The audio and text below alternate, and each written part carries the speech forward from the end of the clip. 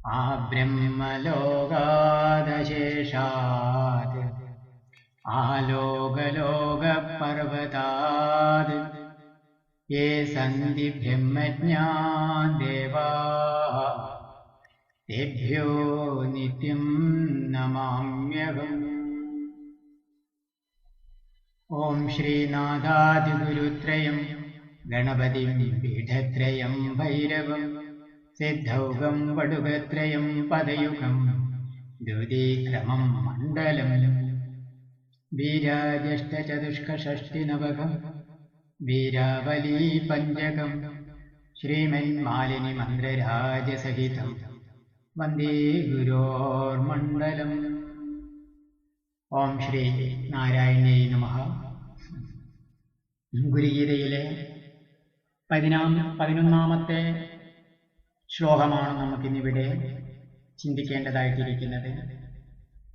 സർവപാപവിശുദ്ധാത്മാ ശ്രീഗുരോപാദസേവനാത് ദേഹി ബ്രഹ്മഭവേദസ്മാത് ത്വത്കൃപാർത്ഥം വദാമി തേ. പരമശിവൻ പാർവതിയോട് തുടർന്ന് പറയുകയാണ്, എല്ലാ പാപങ്ങളും നശിച്ചവനും വിശുദ്ധമായ ആത്മാവോടുകൂടിയവനുമായ ശ്രീ ഗുരുവിൻ്റെ പാദസേവ കൊണ്ട് മനുഷ്യൻ എങ്ങനെ ബ്രഹ്മമായി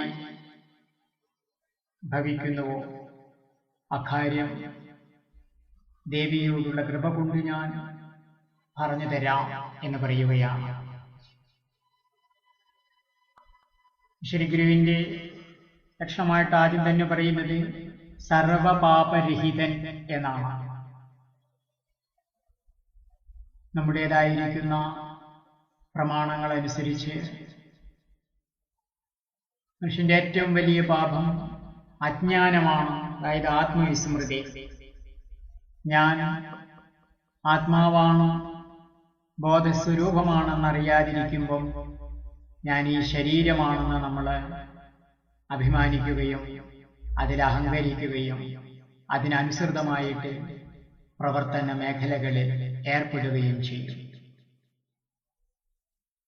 അതാണ് വാസ്തവത്തിൽ പാപകർമ്മങ്ങൾക്ക് ഇട കൊടുക്കുന്ന ഘടകം.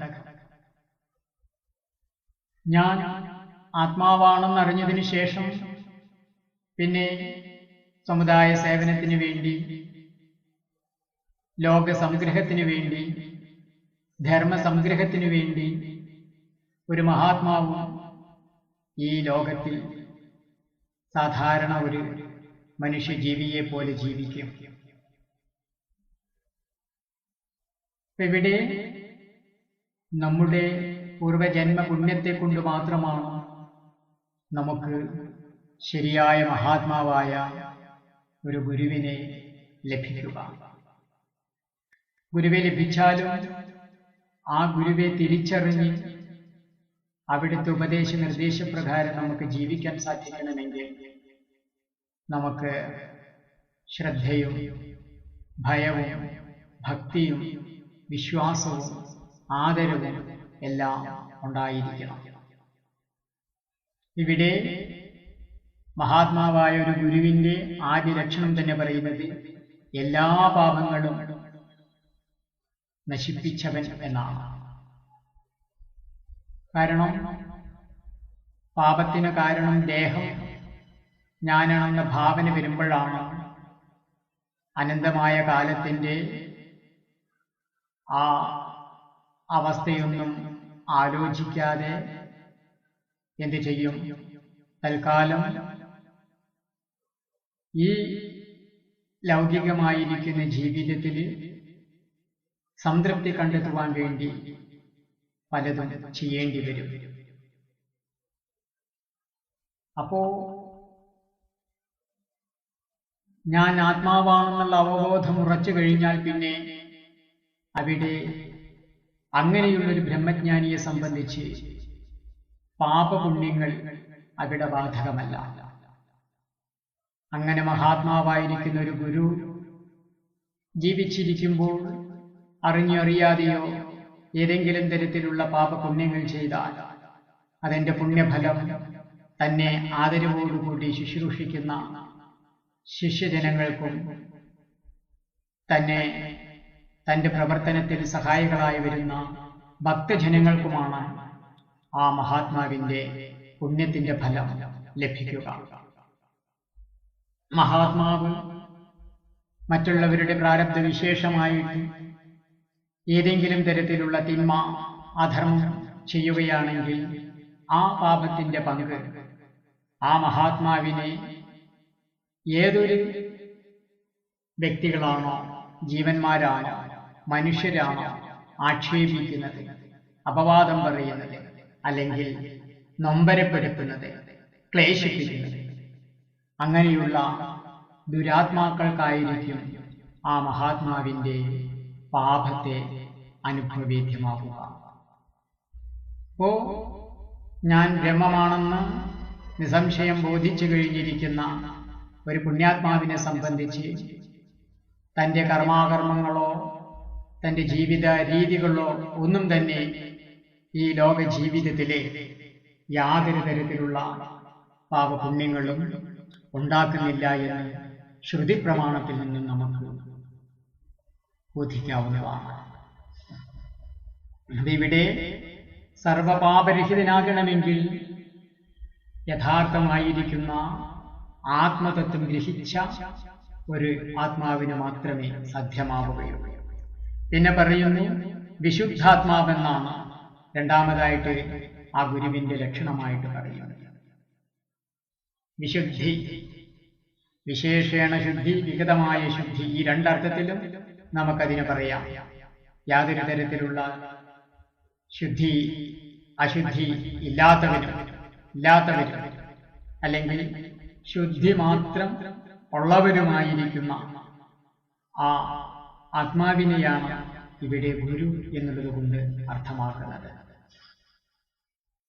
നമ്മളെ ഏതു തരത്തിലും ശുദ്ധിയെ പാലിക്കുമ്പോൾ നമുക്ക് ശരീരമനോബുദ്ധീന്ദ്രിയങ്ങൾക്ക് ആരോഗ്യം ലഭിക്കുവാൻ ഇടയായിട്ട് തീരും. അതിനു വേണ്ടിയിട്ടാണ് ഇവിടെ വാസ്തവത്തിൽ ശൗചം തുടങ്ങിയിരിക്കുന്ന ശുചിത്വം നിർദ്ദേശിച്ചിരിക്കുന്നത്. ഇത് തന്നെയായാലും ശുദ്ധി ലക്ഷണമായിട്ടുള്ളവനും പാപം ഇല്ലാത്തവനുമായിരിക്കുന്ന ശ്രീ ഗുരുവിന്റെ പാദസേവ കൊണ്ടാണ്. പാദസേവ എന്ന് പറയുമ്പോൾ ഇപ്പൊ നമ്മള് എന്താണ്, ഗുരുവിന്റെ പാദം തിരുമി ഇരിക്കുന്ന ഒരവസ്ഥയെ മാത്രമല്ല, അവസ്ഥയെയല്ല ഇവിടെ പാദസേവ എന്നുള്ളത് കൊണ്ട് നമ്മളെ ഗ്രഹിക്കേണ്ടത്. വിനയത്തോടുകൂടി ഗുരു വചനങ്ങളെ തന്റെ ജീവിതത്തിൽ പ്രാവർത്തികമാക്കുവാനുള്ള വിവേകത്തെയാണിവിടെ പാദസേവ എന്നുള്ളത് കൊണ്ട് അർത്ഥമാക്കുന്നത്. എന്തായാലും നമ്മുടേതായിരിക്കുന്ന ശ്രീ ഗുരുവിന്റെ കനിശ്രീ ഗുരു, പരമഗുരു, പരമേഷ്ടി ഗുരു, പരാപരഗുരു എന്നെല്ലാം പറഞ്ഞ്, എന്ന് വെച്ചാൽ ഇപ്പൊ നമ്മുടെ അച്ഛൻ, അച്ഛൻ്റെ അച്ഛൻ, ആ അച്ഛൻ്റെ അച്ഛൻ തുടങ്ങി ഇങ്ങനെ പറയുന്നത് പോലെ ആണ് ശ്രീ ഗുരു എന്ന് പറഞ്ഞാൽ നമുക്ക് നേരിട്ട് ശരണം ദീക്ഷ നൽകുന്ന ഗുരുവാണ്. ആ ഗുരുവിന്റെ ഗുരുവെയാണ് പരമഗുരു. അങ്ങനെ തുടർന്നു പോകും. അങ്ങനെ ചുരുങ്ങിയതൊരു 3 പരമ്പരയിലെങ്കിലും പെട്ട ഗുരുക്കന്മാരുടെ ആശീർവാദങ്ങളും ഉപദേശ നിർദ്ദേശങ്ങളും പൊതുജനത്തിനും അറിയാവുന്നവരെയാണ് ഇവിടെ പാരമ്പര്യത്തിൽപ്പെട്ട ഗുരുക്കന്മാരായിട്ട് ശാസ്ത്രങ്ങള് വെളിപ്പെടുത്തുന്നത്. അല്ലാതെ ഏതെങ്കിലും ഒരു സുപ്രഭാതത്തില് ഏതെങ്കിലും തരത്തിലുള്ള അറിവ് കിട്ടി ഞാൻ തന്നെയാണ് ബ്രഹ്മം, ഞാൻ പൂർണ്ണനാണ് എന്നുള്ള രീതിയിൽ ശാസ്ത്രത്തെ വളച്ചൊടിച്ച് നിർദ്ദേശിക്കുന്നവരെയല്ല ഇവിടെ ഗുരുക്കന്മാരെന്ന് പറയുന്നതെന്ന് നമ്മൾ ഈ ഗുരുഗീതയിൽ നിന്നും മനസ്സിലാക്കേണ്ടതാണ്. ഓം കാമതോ അകാമതോ വാപി യത്കരോമി ശുഭാശുഭം തത്സർവം ത്വയി സന്യസ്തം ത്വത്പ്രയുക്താ കരോമ്യഹം. ഓം ബ്രഹ്മണേ നമസ്തുഭ്യം മമാത്മനേ നമോ നമഃ. ശ്രീം ലളിതാംബികായൈ തേ സമർപ്പയാമി മാം ശിവേ. ഹരി ഓം തത്സത്. ശ്രീം ഗുരുഭ്യോ നമഃ.